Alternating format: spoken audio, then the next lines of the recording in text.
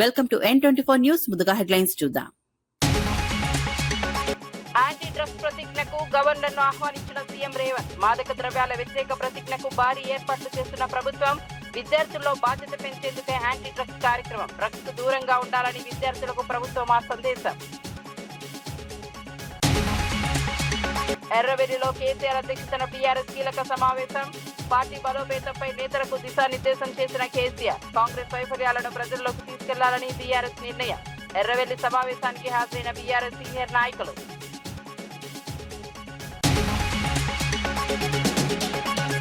నర్సుల సేవలు వైద్య రంగానికి వెన్నెముక అన్న మంత్రి పొన్నం. నర్సుల సేవలను కొనియాడిన మంత్రి పొన్నం ప్రభాకర్. కరోనా సమయంలో నర్సుల సేవలు వరువులేనివన్న మంత్రి. నర్సులకు మరింత గౌరవం కల్పించాలని సూచించిన మంత్రి పొన్నం. పోక్సో కేసులో బాధితురాలకి న్యాయం జరగాలన్న ఓవైసీ. చట్టం ముందు అందరూ సమానమేనని ఓవైసీ స్పష్టం. బాధితురాలపై తప్పుడు ప్రచారం సరికాదన్న అసదుద్దీన్ ఓవైసీ. పోక్సో కేసులో నిందితుడు విచారణకు సహకరించాలని ఓవైసీ సూచన.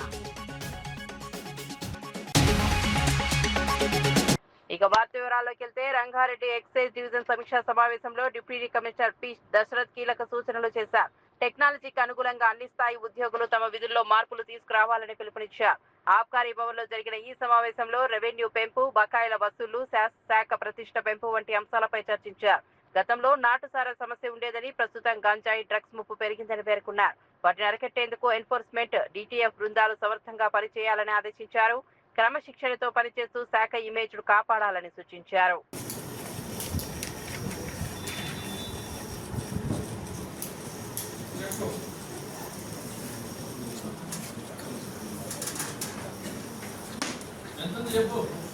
Present 21,82,000 ఉంది సార్. మార్చ్ ఎంత ఉంది? థర్డ్ ఇన్స్టాల్ 25 lakhs చేంజ్ ఉంది సార్. 25 lakhs 5 lakhs 12 lakhs అవును సార్. పెళ్ళి చూసినావా? మరి ఎందుకు తప్పు చెప్తున్నావు? మరి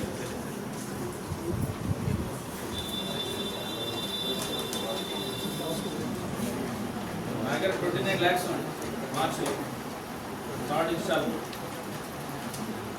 ఇప్పుడు ఏప్రిల్ ఎంత ఉంది? 21,82,000 సార్.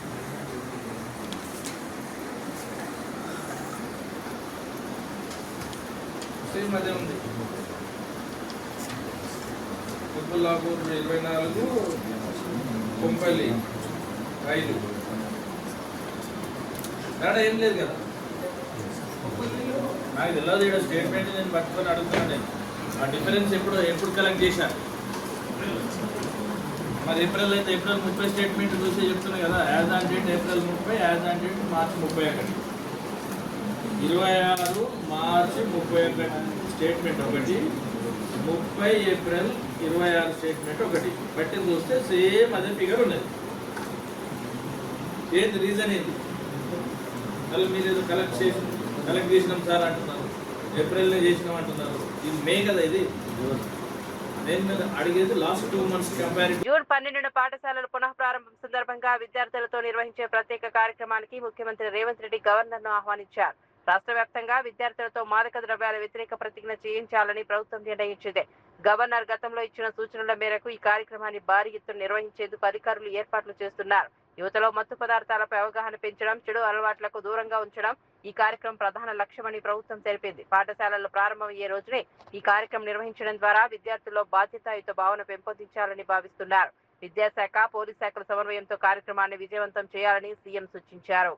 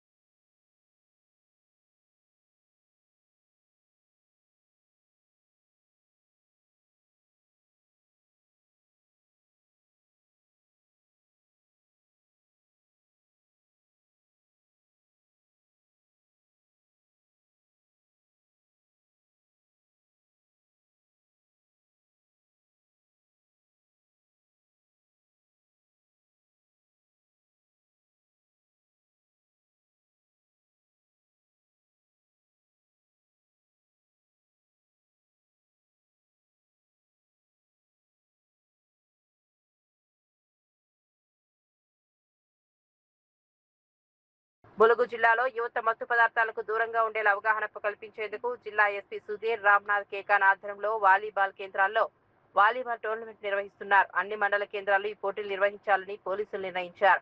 ములుగు మండల కేంద్రంలో జరిగిన ప్రారంభ కార్యక్రమానికి ఎస్పీ ముఖ్య అతిథిగా హాజరయ్యారు. యువత చదువు, క్రీడల్లో ముందుండాలని ఆకాంక్షించారు. మత్తు మాదక ద్రవ్యాల వల్ల యువత భవిష్యత్తు నాశనమవుతుందని హెచ్చరించారు. రోడ్డు భద్రతా నియమాలపై కూడా అవగాహన కల్పించారు. జిల్లా పోలీసులు ప్రజలతో మమేకమై అనేక చైతన్య కార్యక్రమాలు నిర్వహిస్తున్నారని అధికారులు తెలిపారు.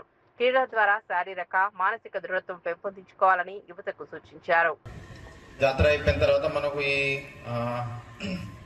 యూనియన్ హోమ్ మినిస్టర్ గారు ఇచ్చిన డెడ్ లైన్ అంటే 31 మార్చ్ 2026 వరకు మొత్తం కంట్రీ నక్సల్ ఫ్రీ చేయాలనే ఉద్దేశంతో మన స్టేట్లో కూడా తెలంగాణ నక్సల్ రహిత చేయడానికి చాలా పనులు చేయడం జరిగింది. సో మన ములుగు జిల్లా ప్లస్ తెలంగాణ రాష్ట్రం కూడా ఇప్పుడు నక్సల్ రహిత చేయడం జరిగింది. అది అయిపోయిన తర్వాత యూత్ పిల్లల కోసం మనం ఏదో ఒకటి చేయాలి ఆ ఉద్దేశంతో ఈ మధ్యలో మన గౌరవనీయులు రాష్ట్ర ముఖ్యమంత్రి గారి చేతితోని గిరిదర్శక్ అనే ప్రోగ్రాం కూడా మేము లాంచ్ చేయడం జరిగింది. దీంతో పాటు ఇప్పుడు త్వరలోని కొన్ని స్పోర్ట్స్ మీట్ పెట్టాలి, తర్వాత జాబ్ మేళ పెట్టాలి పిల్లల కోసం, అంటే వాళ్ళకి కెపాసిటీ బిల్డింగ్ కోసం, ప్లస్ రెసిడెన్షియల్ ట్రైనింగ్ ప్రోగ్రామ్ కూడా కండక్ట్ చేయాలి. అట్లా డిఫరెంట్ ప్రోగ్రామ్స్ మేము ప్లాన్ చేస్తున్నాం. ప్లాన్తోనే ఈ వాలీబాల్ టోర్నమెంట్ పెట్టడం జరిగింది. ఈ వాలీబాల్ టోర్నమెంట్ ఇప్పుడు ఫస్ట్ పోలీస్ స్టేషన్ లెవెల్లో కండక్ట్ చేస్తాం, తర్వాత సబ్ డివిజన్ లెవెల్ తర్వాత ఇక్కడ డిస్ట్రిక్ట్ లెవెల్లో మన ఇక్కడ గౌరవనీయులు సీతక్క మేడం చేతితోటి ఫైనల్ ప్రైజ్ డిస్ట్రిబ్యూషన్ సెరమనీ ఉంటుంది. ఫైనల్ కూడా అదే రోజు జరుగుతుంది డిటిసి జాకరంలో. ముఖ్యంగా ఇప్పుడు ఈ స్పోర్ట్స్ మీట్ ఏదైతే వాలీబాల్ టోర్నమెంట్ ఉందో దానికి పోలీస్ తరఫున మేము కొన్ని పాయింట్స్ ప్లాన్ చేసినాం. దాంట్లో ముఖ్యంగా ఇప్పుడు ఈ 99 డేస్ యాక్షన్ ప్లాన్తో భాగంగా పోలీస్ శాఖకి ఈ ఆర్ఐ వాళ్ళవి అంటే మీరు బయట వెళ్ళిన తర్వాత క్షేమంగా మళ్ళీ తిరిగి రావాలనే చాలా పెద్ద రోడ్ సేఫ్టీ సంబంధించి ప్రోగ్రామ్ ఉంది. దాంట్లో కొన్ని పాయింట్స్ ముఖ్యంగా మీరు హెల్మెట్ ప్రతి ఒక్కరు పెట్టుకోవాలి. ఇప్పుడు మీ దగ్గర ఇక్కడ ఉన్న ఎంతమంది దగ్గర 2 వీలర్స్ ఉన్నాయి? ఒకసారి చేయలేపండి. 2 వీలర్స్ ఉన్నాయా? బైక్ హెల్మెట్స్ ఎంతమంది దగ్గర ఉంది? హనుమాన్ జయంతి సందర్భంగా సికింద్రాబాద్ లోని ప్రసిద్ధ తాడ్బంద్ వీరాంజనేయ స్వామి ఆలయం భక్తులతో కిటకిటలాడుతోంది. తెల్లవారుజాము నుంచే భారీ సంఖ్యలో భక్తులు ఆలయానికి తరలివచ్చి స్వామివారిని దర్శించుకుంటున్నారు. ప్రత్యేక పూజలు, అర్చనలు నిర్వహిస్తూ మొక్కులు చెల్లించుకుంటున్నారు. ఆలయాన్ని విద్యుత్ దీపాలతో ప్రత్యేకంగా అలంకరించారు. భక్తుల రద్దీ దృష్ట్యా పోలీసులు ఆలయ అభివృద్ధి కట్టుదిట్టమైన ఏర్పాట్లు చేశారు. అన్నదాన కార్యక్రమాలు, భజనలు, హనుమాన్ చాలీసా పారాయణాలు కొనసాగుతున్నాయి.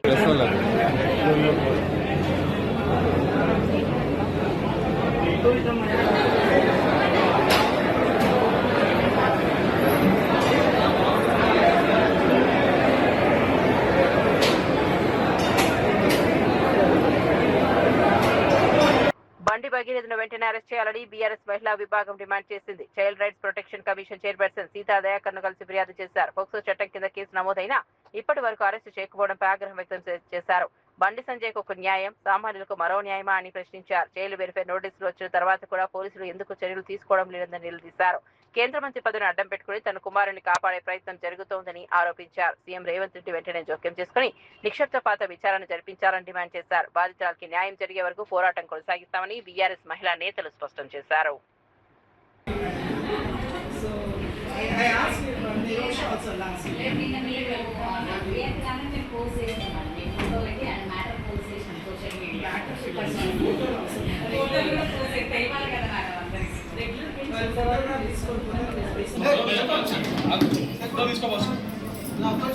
పేపర్లు మమ్మల్ని తీయండి సార్, మీ చేయండి, మేము ఏదో చూస్తాం.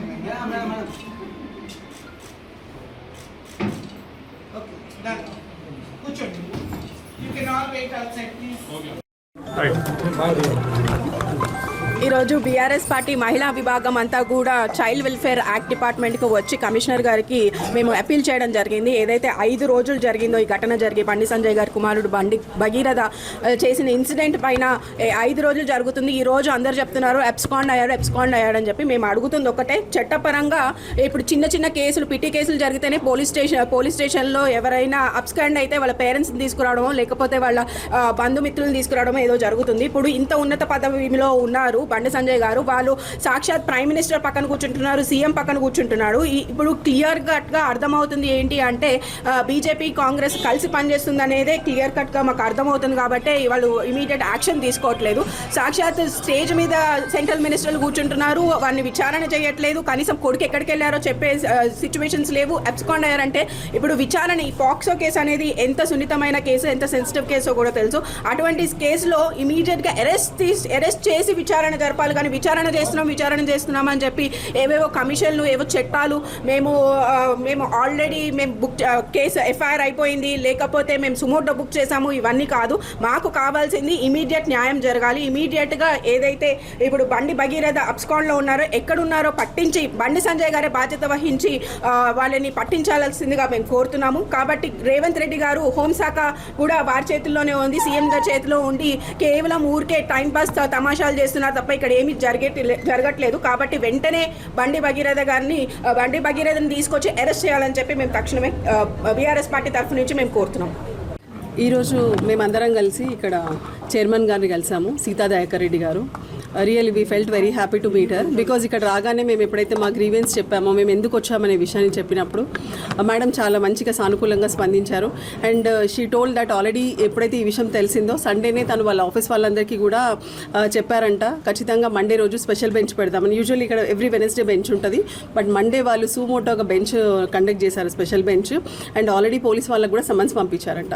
సో మేము ఇచ్చిన లెటర్లో కూడా మేము చాలా క్లియర్గా చెప్పాము, కావాలని చెప్పి పోక్సో చట్టం ప్రకారం ఏదైతే యాక్షన్ తీసుకోవాలో అది ఇప్పటివరకు తీసుకోలేదు. రాజ్యాంగం మనకి సమానత్వ హక్కు ఇచ్చింది, ప్రతి ఒక్కరికి చట్టం అనేది అందరికీ సమానమే. ఇప్పుడు బండి సంజయ్ కుమార్ కొడుకు అని చెప్పేసి ఆయనకి స్పెషల్ ప్రివిలేజెస్ ఇవ్వాల్సిన అవసరం ఏముంది? ఎందుకు ఎంక్వైరీ లేట్ అవుతుంది? సో అదే కాకుండా అమ్మాయి మీద, మైనర్ బాలిక మీద ఎక్స్టార్షన్ కేసు పెట్టారు. ఆ కాపీ కూడా మేము ఇచ్చాము, ఎఫ్ఐఆర్ కాపీ కూడా లోపల సబ్మిట్ చేశాము.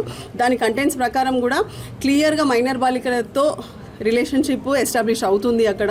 సో ఆ విషయాన్ని కూడా చెప్పాము. కావాలని చెప్పి వాళ్ళని మభ్యపెట్టాలి, భయపెట్టాలనే ఉద్దేశంతో ఇట్లా ఫాల్స్ కేసు వేశారని చెప్పాము. సో కరీంనగర్ పోలీసులకు కూడా సమన్స్ ఇష్యూ చేస్తా అన్నారు.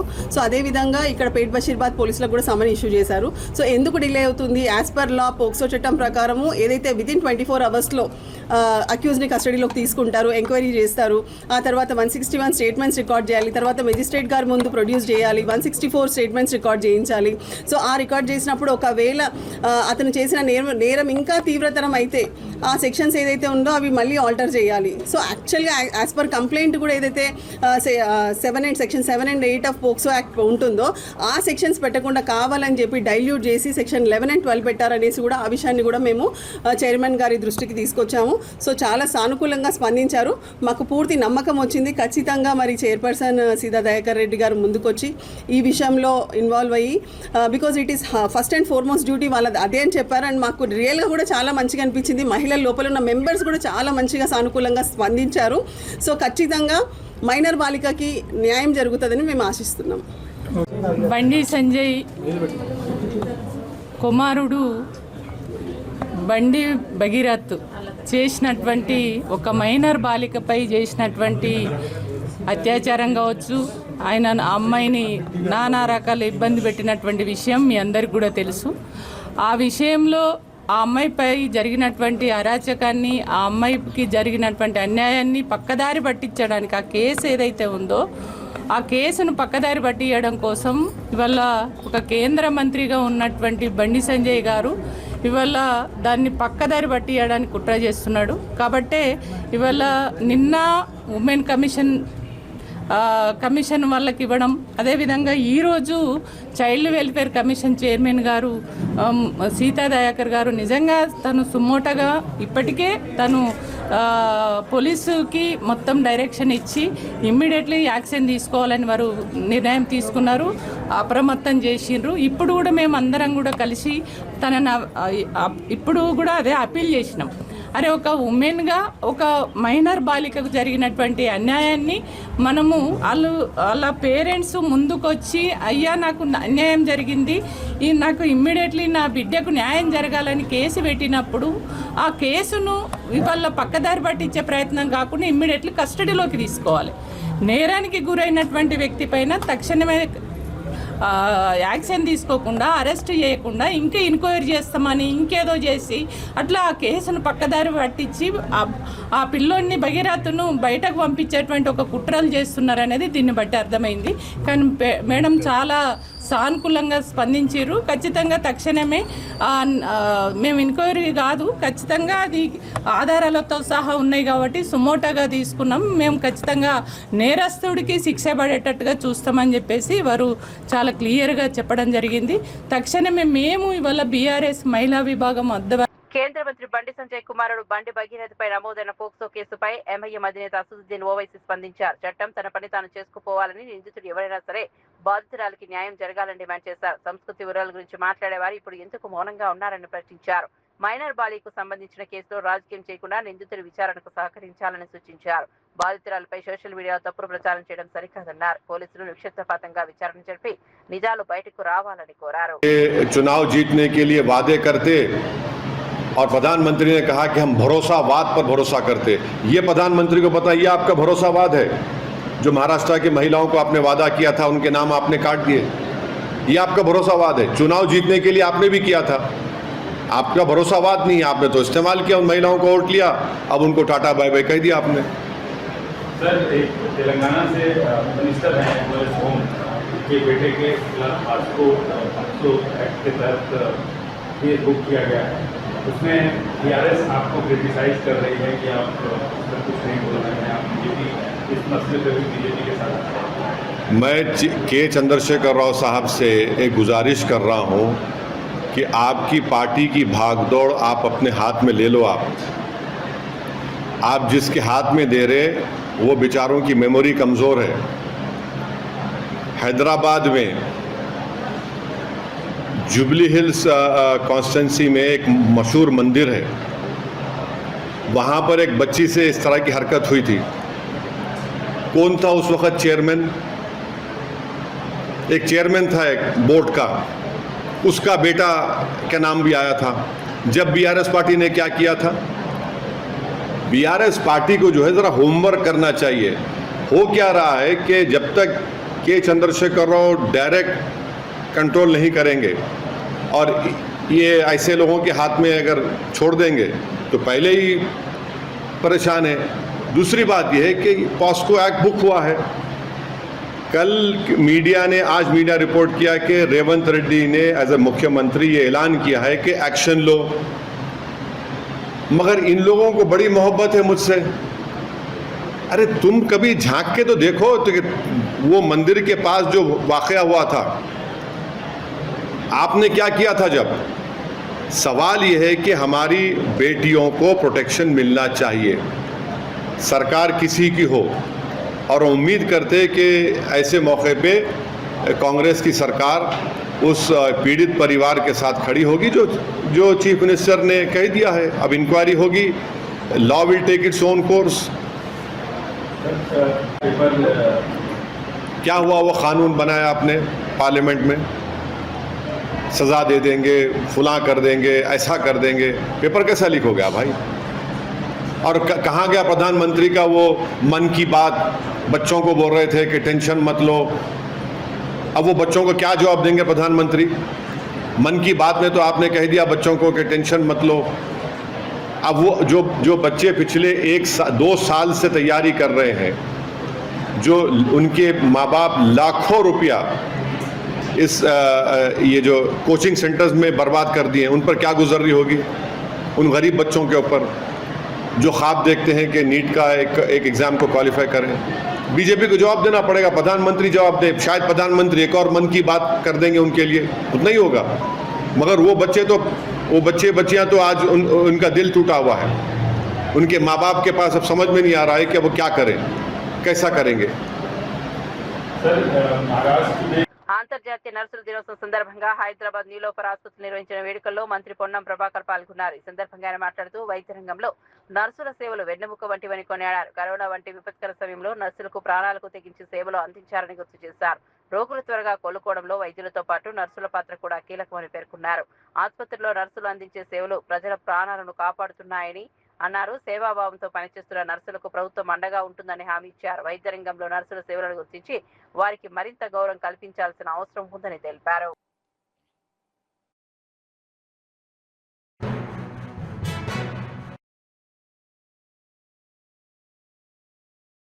ఇదొక పవిత్రమైనటువంటి సేవ. ఈ సేవ ద్వారా అనేక మంది వందల వేల మందికి మీ యొక్క ఉద్యోగ కాల పరిమితి లోపల సర్వీస్ చేసే అవకాశం ఉంటుంది.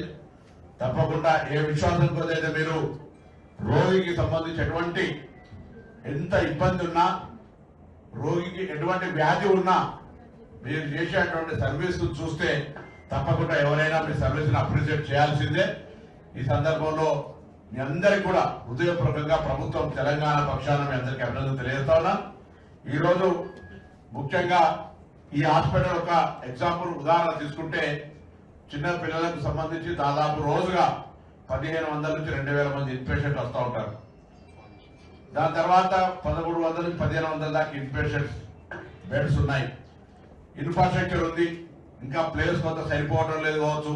ఇది ఎప్పుడో ఎస్టాబ్లిష్ అయినటువంటి హాస్పిటల్. ఇంకా దీని తర్వాత 100 హాస్పిటల్ వచ్చినా ఇలా నీలోఫర్ ఇస్ నీలోఫర్.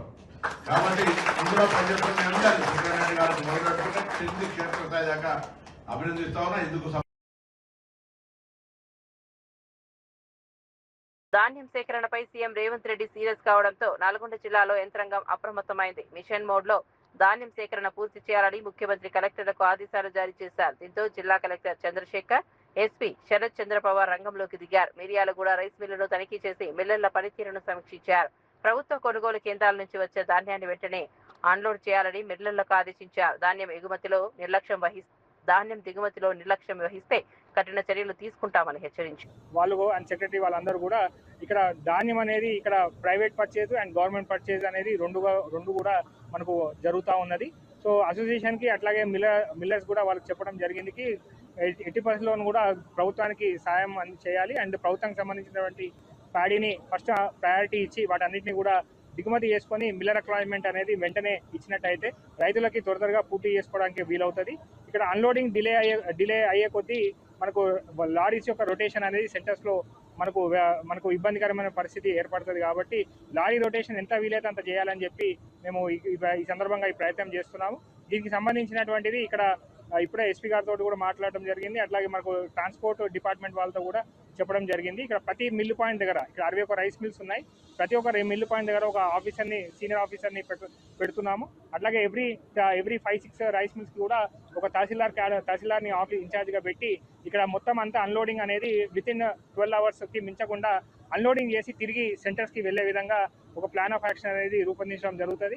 ఎక్కడ కూడా ప్రైవేట్ పర్చేజెస్ అనేది ఒక 10 days వాళ్ళు హోల్డ్లో పెడితే మనకు ఇక్కడ ఉన్నటువంటి ప్యాడీ మ్యాక్సిమం మనము అన్లోడ్ చేసుకొని రైతులకి ఎటువంటి ఇబ్బంది కలగకుండా ఈ ధాన్యం కొనుగోళ్ళని పూర్తి చేయడానికి అవకాశం అనేది లభిస్తుంది. తెలంగాణ ప్రీమియర్ లీగ్ ద్వారా రాష్ట్ర క్రికెటర్లను అంతర్జాతీయ స్థాయికి తీసుకెళ్లే లక్ష్యంతో టోర్నీ నిర్వహిస్తున్నామని Hyderabad cricket association operations head Ambati Rayudu తెలిపారు. వచ్చే నెలలో జరిగే మ్యాచ్ల కోసం దాదాపు 3000 మంది ఆటగాళ్లను ఎంపిక చేయనున్నట్లు వెల్లడించారు. ఎంపిక ప్రక్రియ కోసం 10 మంది మాజీ క్రికెటర్లు సెలెక్టర్లు నియమించినట్లు చెప్పారు. పారదర్శకత కోసం ఆర్టిఫిషియల్ ఇంటెలిజెన్స్ సాంకేతికతను ప్రవేశపెట్టామని తెలిపారు. నిజమైన ప్రతిభ కలిపిన ఆటగాళ్లను గుర్తించడమే ఈ లీగ్ ప్రధాన లక్ష్యమన్నారు. తెలంగాణలో గ్రామీణ స్థాయి నుంచి ప్రతిభావంతులైన ఆటగాళ్లను వెలికి తీయాలని ప్రయత్నిస్తున్నామని చెప్పారు. సెలెక్ట్ అయినప్పుడు సెలెక్టర్స్ ఆ షీట్ పైన రాస్తారు తన పర్ఫార్మెన్సెస్ ఏంటి, మనం ఎందుకు సెలెక్ట్ చేస్తున్నాము, రీజన్స్ కంపల్సరీ రాసి సెక్రటరీ దగ్గర ఇంకా అసోసియేషన్లో సబ్మిట్ చేయాలి. సో అంటే సెలెక్టర్స్ ఇంతకాలం ఇక్కడ కొద్దిగా జరిగిన ఇష్టారాజ్యాలు అన్నీ కూడా క్లోజ్ అయిపోతాయి. ఒక కమిటీ మెంబర్ కూడా సెలెక్షన్లో కూర్చుంటారు. సో అందుకోసం ఏంటంటే సెలెక్షన్ ఫేర్గా ఉండేటట్టు చూస్తున్నాము. అదే కాకుండా లీగ్ టీమ్స్కి రిజిస్టర్ అయిన ప్లేయర్సే కాకుండా బయట ప్లేయర్స్ ఎవరైతే వాళ్ళు లీగ్ టీమ్స్లో ఆడలేకపోతున్నారో వివిధ కారణాల వల్ల వాళ్ళ కోసం ఓపెన్ ట్రయల్స్ కండక్ట్ చేయబోతున్నాం మనము త్వరలో. అదే కాకుండా ఇంకొక player promotion and marketing team అనేది ఒకటి కాన్స్టిట్యూట్ చేయబోతున్నాము. అది వాళ్ళ మెయిన్ పర్పస్ ఏంటంటే మీడియా ఇంటరాక్షన్, ప్లేయర్స్ది పర్ఫార్మెన్సెస్ హైలైట్ చేయటము. అదే కాకుండా ఐపీఎల్ టీమ్స్లో స్కౌట్స్ ఎవరైతే సెలెక్టర్స్ వాళ్ళు తిరుగుతూ ఉంటారో వాళ్ళతో టచ్లో ఉండి మన ప్లేయర్స్ పర్ఫామ్ చేసినప్పుడు వాళ్ళకి మెయిల్స్ పెట్టడము, మన ప్లేయర్స్ గురించి వాళ్ళతో మాట్లాడటము, నేషనల్ మీడియాలో మన ప్లేయర్స్ని హైలైట్ చేయటము. సో ఇవన్నీ తీసుకురావటం. ఎందుకంటే కొంతకాలం ముందు కూడా మన అందరం కూడా స్ట్రగుల్ అయ్యాము. హైదరాబాద్ నుంచి పైన ఇండియా ఆడటానికి కానీ, ఐపీఎల్ ఆడటానికి కానీ ఎంతోమంది మంచి ప్లేయర్స్ ఉన్నా కానీ వాళ్ళకి విజిబిలిటీ అనేది రావట్లేదు. ఆ విజిబిలిటీ రావాలని చెప్పి ఎక్సర్సైజ్ చేయడం జరుగుతుంది. రద్దుకు కేంద్ర ప్రభుత్వం ఎన్టీఏ బాధ్యత వహించాలని భువనగిరి ఎంపీ చామల కిరణ్ కుమార్ రెడ్డి డిమాండ్ చేశారు. పేపర్ లీకేజీ కారణంగా విద్యార్థుల భవిష్యత్తు ప్రమాదంలో పడిందని ఆందోళన వ్యక్తం చేశారు. తల్లిదండ్రులు ఎంతో శ్రమించి పిల్లలకు కోచింగ్ ఇప్పిస్తే కేంద్రం నిర్లక్ష్యం వల్ల వారి అకాడమిక్ ఇయర్ దెబ్బతింటోందని మండిపడ్డారు. పరీక్షల నిర్వహణలో జరిగిన లోపాలపై తక్షణమే విచారణ జరపాలని కోరారు. విద్యార్థులకు న్యాయం జరిగేలా కేంద్రం చర్యలు తీసుకోవాలని డిమాండ్ చేశారు. పోటీ పరీక్షలపై విద్యార్థులు నమ్మకం కోల్పోయే పరిస్థితి రాకూడదన్నారు. వాళ్ళ అకాడమిక్ ఇయరే కొన్ని వారాలు, కొన్ని నెలలు పోస్ట్పోనే అవకాశం ఉంది. ఈ పేపర్ లీక్లు అనేది గతంలో కూడా జరిగినాయి. కానీ భారతదేశ వ్యాప్తంగా కూడా ఎన్నో విషయాల మీద చర్చ చేసే ఈ బీజేపీ గవర్నమెంట్ పాలన మీద చిత్తశుద్ధి లేదు. పాలన మీద చిత్తశుద్ధి ఉంటే ఇలాంటి తప్పులు జరిగే అవకాశమే ఉండదు. కానీ పెద్ద పెద్ద విషయాలు మాట్లాడతారు, దేశంలో పురోగతి గురించి మాట్లాడతారు, కానీ బేసిక్ ఫండమెంటల్స్, పరీక్షల నిర్వహణ, విద్యార్థుల భవిష్యత్తు, సామాన్యుని అవసరాల గురించి మాత్రం ఎప్పుడు మాట్లాడరు. ఎప్పుడు కూడా జరుగుతున్నటువంటి తప్పుల్ని కరెక్ట్ చేసే విధానంలో కూడా వెనుకబడిపోయారు బీజేపీ. డెఫినెట్గా దీనికి బాధ్యత వహించాలి. తల్లిదండ్రులు ఎంతో డబ్బు ఖర్చు పెట్టి వాళ్ళ పిల్లల్ని కోచింగ్ సెంటర్లలో పెట్టి చదివించి డాక్టర్లను చేయాలనుకుని ఎంతో ఆశతో ఉన్నటువంటి పరిస్థితిలో ఇటువంటి పేపర్ లీక్ల వల్ల ఎంతో మంది భవిష్యత్తు ఖరాబ్ అయింది. కాబట్టి ముందు సెంట్రల్ గవర్నమెంట్ చాలా జాగ్రత్తగా వ్యవహారం చేయాలి. ఇప్పుడు జరిగిన దానికి కూడా క్షమాపణ చెప్పి ఇమ్మీడియట్గా అత్యంత తొందరలో అకాడమిక్ ఇయర్ దెబ్బతినకుండా స్టూడెంట్స్ భవిష్యత్తు ఖరాబ్ కాకుండా చూడాలని కోరుకుంటున్నాం. ప్రధాని మోదీ బంగారం కొనొద్దన్న వ్యాఖ్యలపై కాంగ్రెస్ తప్పుడు ప్రచారం చేస్తోందని బీజేపీ రాష్ట్ర అధ్యక్షుడు రామచంద్రరావు ఆరోపించారు. ప్రజా రవాణా, మెట్రో, సోలార్, ఎలక్ట్రిక్ వాహనాల వినియోగాన్ని ప్రోత్సహించడానికే ప్రధాని ఆ సూచనలు చేశారని తెలిపారు. 1967లో ఇందిరాగాంధీ కూడా బంగారం కొనొద్దని చెప్పారని గుర్తు చేశారు.